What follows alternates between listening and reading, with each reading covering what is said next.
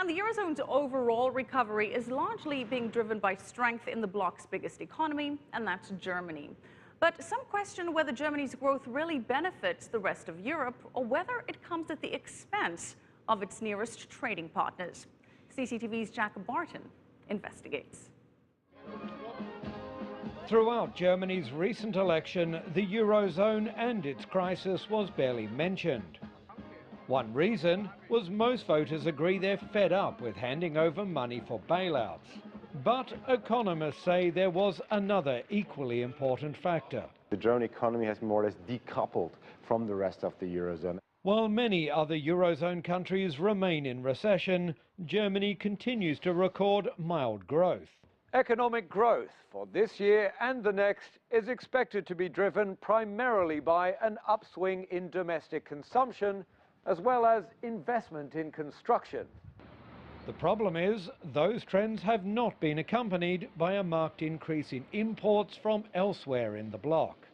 Then there's German exports, which have benefited from some of the lowest wages in the euro area, as well as a lower euro. The share of other Eurozone countries within German exports is the lowest ever. Is only 1/3 of German exports go to other European countries, which again shows Germany is much more dependent on what is happening elsewhere than what's happening in Southern Europe.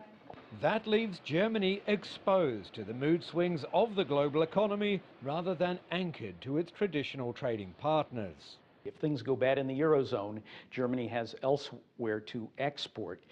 So I think this is more of a general insurance policy, but long term, Germany can only win if its trading partners in Europe get stronger.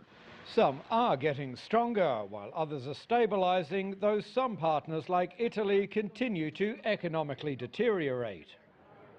What all those countries have called for is a rebalancing through higher German wages, along with greater consumption of euro area products in the bloc's largest economy.